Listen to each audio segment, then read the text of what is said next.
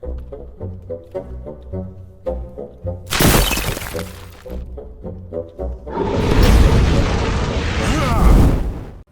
everybody, it's me, Riffraff Hornhelm, and I'm back again with another presentation from the Dwarven Vault, and today we have a monster review. And the monster we're looking at today comes from the original monster manual for use with Dungeons & Dragons, Advanced Dungeons & Dragons.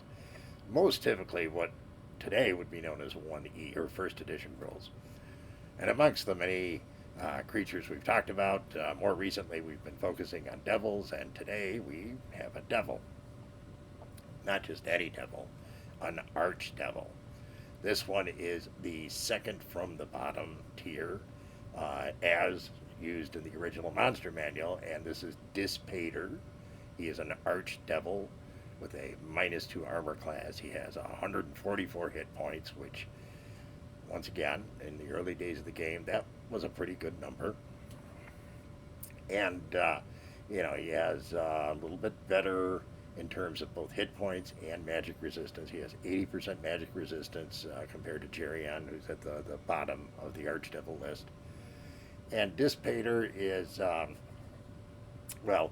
he's the lord of the second circle of hell, and he's the name of that particular plane is called the plane of Dis, and he lives in a giant iron, very grandiose city called, or also called, as the plane is also called Dis. And he has his palace is filled with like zombies and Aranyas and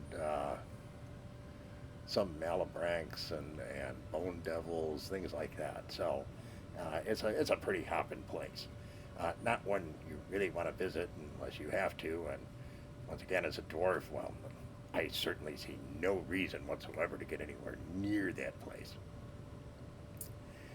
Having said that, this is one of the less objectionable looking devils in the sense that it looks pretty much like a human. He's got really short little horns on the top of his head, and he's got a tail, and his left foot is cloven as opposed to a regular human's foot.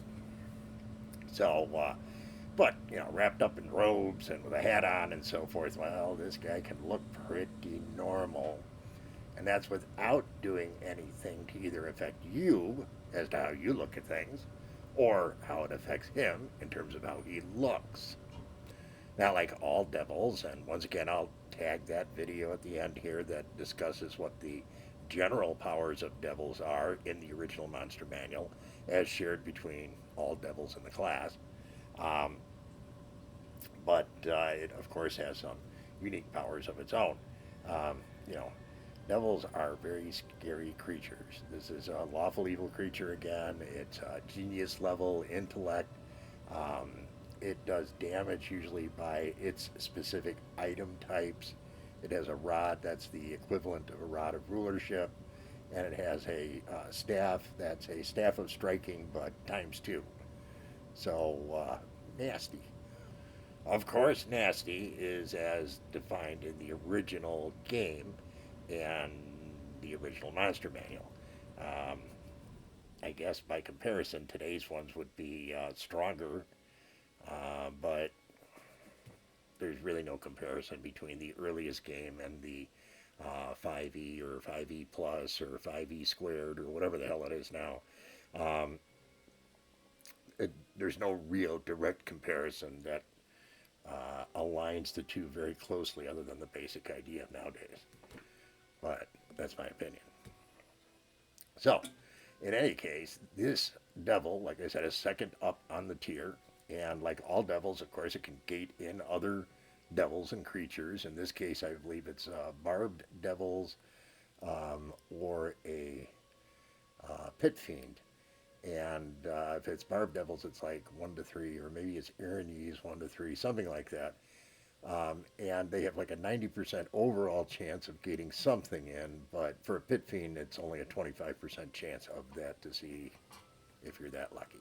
Still, for any group of adventurers, it's going to be challenging to have additional creatures there.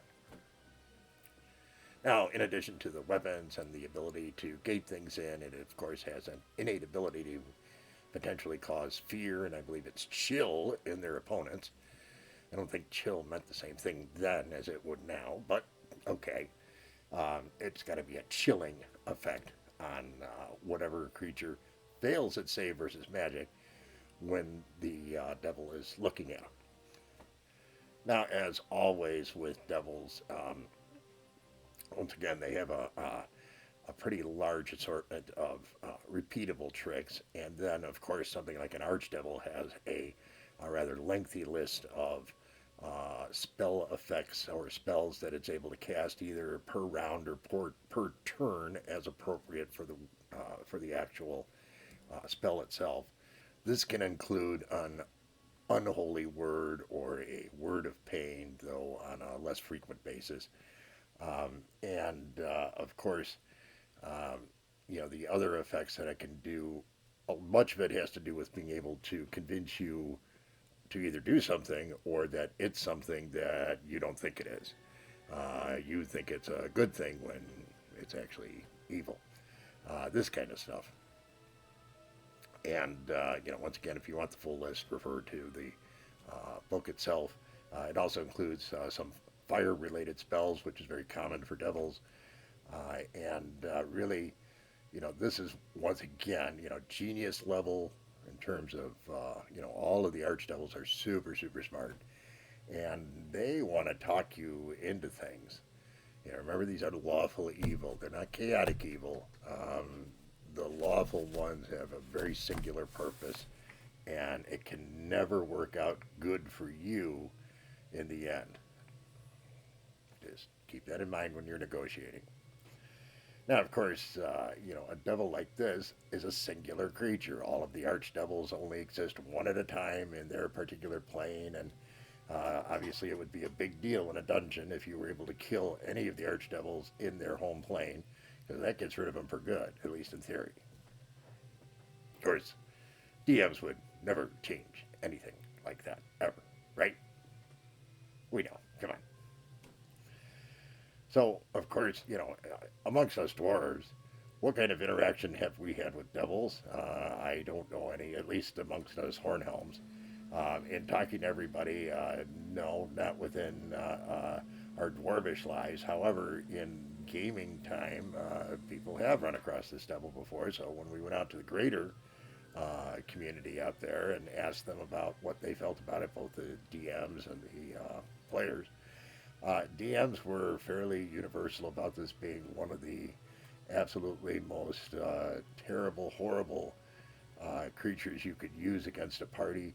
In talking to the DMs, it was clear that this was a very highly ranked creature. There's a lot of flexibility here for dungeon masters in terms of how involved and detailed they want to be with this.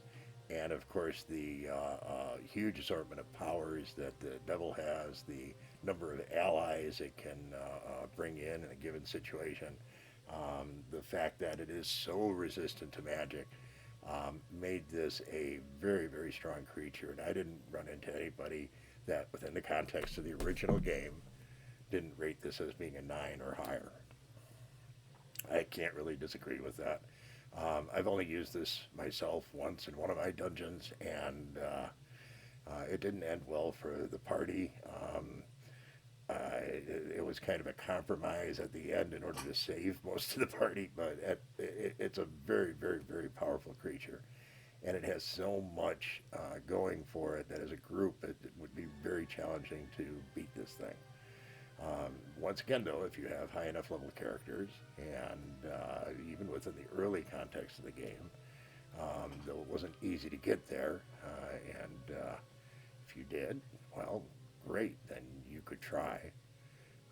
But you're going to have to do it primarily on the basis of hand-to-hand combat unless you have some way of guaranteeing that you can get magic to work against it. Certainly the players who I spoke to about this one, there were some who had had encounters with them. One had only stood and fought, and in the end, the people who were closest to it kind of acted as a sacrificial rear guard while everybody else ran away. And the other ones, everybody said that when they figured out what they were up against, they ran away or teleported or dimensioned, or they got away as fast as they could and as far as they could, because of how powerful this creature is. Um, so really, if you're looking at this one, I'd say overall it looks like it's a 9 plus, which doesn't give much wiggle room for the two who are more powerful than this one, right? But this one seemed to be one that had been used out there a fair amount. And for most parties, if you ran into something like this, even at high level, it was going to be a very challenging engagement. So, um, interesting creature. One you're not going to use very often. And even in the context of the early game, um, you know, I don't think anybody overused the highest level Devils and Demons because it was discouraging in the very earliest days of the game because of what the relative strength was of your party versus the creatures you went up against. And as a DM, well, you'd learn from that. You tried to balance it out as best as you can. There was a time, though, when they would get to the point where they could do something like this and at least have a good fighting chance. And that's important to remember, is to make sure that the group is either clearly able to see that it's out of their league and therefore go a different direction, which I've certainly done often enough in my dungeons, to use them as kind of a guide, if you will. Don't go this way, go this way. So, that, my friends, is our friend DISPATER, the Archdevil. And we hope you found today's presentation to be interesting and educational and amusing and all that kind of good stuff. And if you did, well, please be so kind as to leave us a like. If you haven't subscribed, we encourage you to do so. And most of all, thank you so much for coming out, and we look forward to having you back in the future. Take care, everyone, and remember, dwarves rock!